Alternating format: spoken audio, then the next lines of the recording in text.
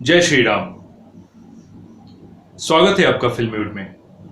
हाल ही में श्री राम जी के जीवन पर आधारित एक वेब सीरीज का ट्रेलर लॉन्च हुआ है जिसका नाम है रामयुग।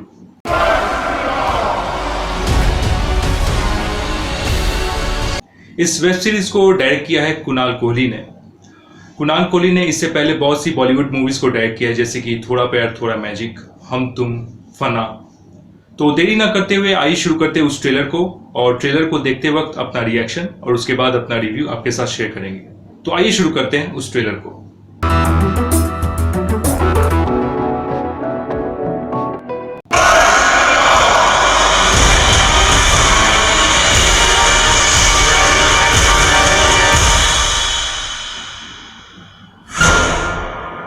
मनुष्यता का ये दुर्भाग्य रहा है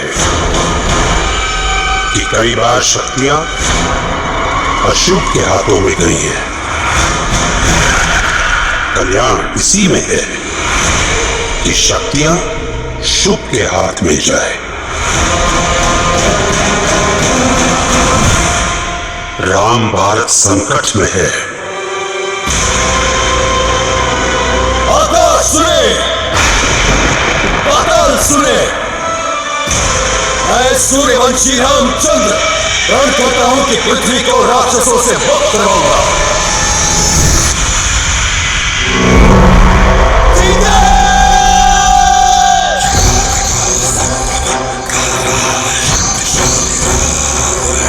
तुम मेरी बंधनी हो, फिर भी तुम्हें मेरा भय नहीं लगता? क्योंकि मैं धर्म पर अटल हूँ और तुम अधर्म पर। हम मात्र दो है भैया, और रावण की सेना असंख्य।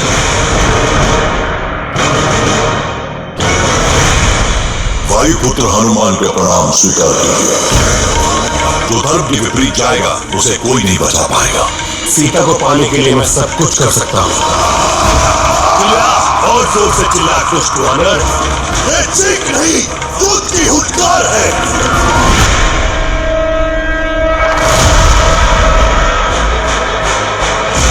जाओ, अपने सम्राट से कह दो कि कल सूर्यास्त के साथ ही सूर्यवंशी श्री राम का कोप रावण और उसकी सेना पर टूटेगा।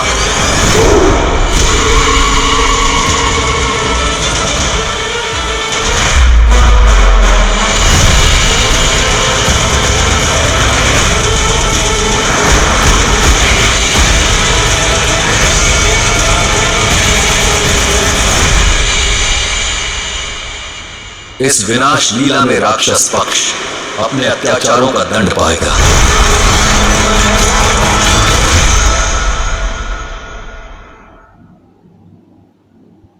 फ्रेंड्स, इस ट्रेलर से मुझे खासा उम्मीद थी और सच कहूं तो मैं फुल्ली डिसअपॉइंटेड हूं इस ट्रेलर को देखने के बाद। और आगे जो मैं कहने जा रहा हूं वो मेरा अपना ओपिनियन होगा और मेरा उद्देश्य किसी की भी भावनाओं को ठेस पहुंचाना नहीं है। इस ट्रेलर में श्री राम जी के कैरेक्टर को एक उग्र रूप दे दिया गया है। इसमें श्री राम जी के मर्यादित आचरण का कोई झलक नहीं दिखा। इस ट्रेलर में यह दिखाया गया कि श्री राम जी असुरों का विनाश कर देना चाहते हैं, उनको दंड देना चाहते हैं, लेकिन श्री राम जी के मूल स्वभाव जैसे कि क्षमावान, उनका शांत स्वभाव, माता पिता की आज्ञा का पालन करना, प्रजापालक, इन सारे गुणों को जैसे इस ट्रेलर में दिखाया ही नहीं गया, और हो सकता है इस वेब सीरीज में भी ना दिखाया जाए। ट्रेलर का तो मेन फोकस था war, violence, action, CGI, graphics, इन्हीं सब के इर्द गिर्द इस ट्रेलर का फोकस था, और हो सकता है इस वेब सीरीज का भी यही फोकस रहा हो। मेन कहानी से ये भटक चुका हो ये वेब सीरीज। भारी भरकम हिंदी डायलॉग्स को यूज करके वो फील नहीं आता जो रामानंद सागर के रामायण को देख के आया था। Because first impression is the last impression. इस ट्रेलर में हनुमान जी के कैरेक्टर और लुक को एक अजीब तरीके से प्रेजेंट किया गया है।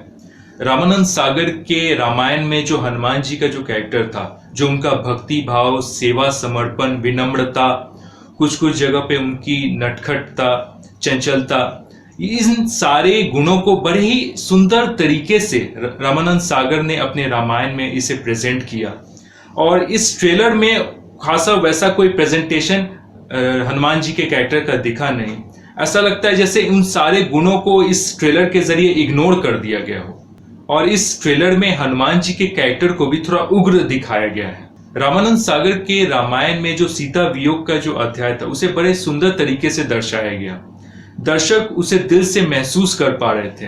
वो दृश्य बड़ा ही मार्मिक था और उस सीन को इस तरह से प्रेजेंट किया, इस सुंदर तरीके से प्रेजेंट किया गया था कि दर्शक श्री राम जी के उस वियोग को प्रत्यक्ष महसूस कर पा रहे थे। श्री राम जी के सीता वियोग को एक संगीत के रूप में बड़ी सुंदर तरीके से रविंद्र जैन ने प्रस्तुत किया। वन वन भटके राम को सुन के किसी के भी आंखों से आंसू छलक जाएंगे। जहां तक मुझे लगता है, इस ट्रेलर को देखने के बाद जो इम्प्रेशन इसने मेरे दिमाग में डाल दिया है कि जब ये वेब सीरीज आएगी तो ये वो फ्लेवर, वो कंटेंट हमें नहीं दे पाएगी जो 1988 में रामानंद सागर की द आइकॉनिक रामायण ने हमें दिया था। वो आज भी हमारे दिलों में बसा हुआ है और वो आज भी लोगों में सबसे लोकप्रिय धारावाहिक है। 1988 में आई रामानंद सागर की रामायण में श्री राम जी का रोल निभाया था अरुण गोविल ने और सीता जी का रोल निभाया था दीपिका चिखलिया ने। वहीं सुनील लहरी ने लक्ष्मण और अरविंद त्रिवेदी ने रावण का रोल निभाया था। दारा सिंह जी ने हनुमान जी का रोल निभाया था। पिछले साल 2020 में कोरोना वायरस लॉकडाउन में दूरदर्शन पर जब इस आइकॉनिक सीरियल रामायण का प्रसारण किया गया तो इसने टीआरपी के नए रिकॉर्ड बनाए। 2020 में ये सबसे ज्यादा देखे जाने वाला धारावाहिक बना दूसरे धारावाहिकों के मुकाबले। फ्रेंड्स, श्री राम नाम सुन के सबसे पहला भाव मन में क्या आता है कि वो धर्म के ज्ञाता थे, प्रजा पालक थे, सत्य प्रतिज्ञ थे। जिस तरह से सारी नदियां समुद्र में जाके मिलती हैं, उसी तरह सारे गुण श्री राम में जाके मिलते हैं।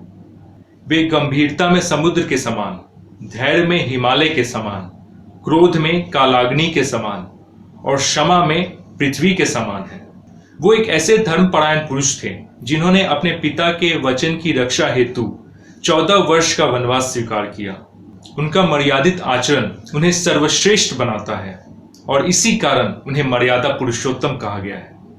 किसी भी धार्मिक ग्रंथ के कहानी के साथ छेड़छाड़ करना एक्चुअली में लोगों के विश्वास और उनकी संवेदनाओं को ठेस पहुंचाना है।